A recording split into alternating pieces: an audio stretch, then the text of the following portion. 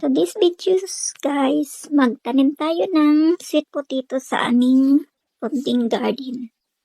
So ngayon guys, mangunguha kami ng baging ng kamote. Let's go guys, manguha tayo ng baging ng kamote para itanim.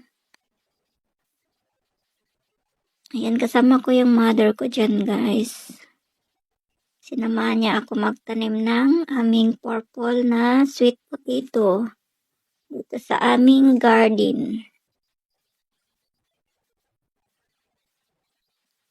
Ayan guys, tinatanim na namin yung baging ng sweet potato guys para magkalaman katapos ng buwan. So, hanggang dito na lang yung aming video guys. Thank you for watching. Hanggang sa susunod. Bye-bye!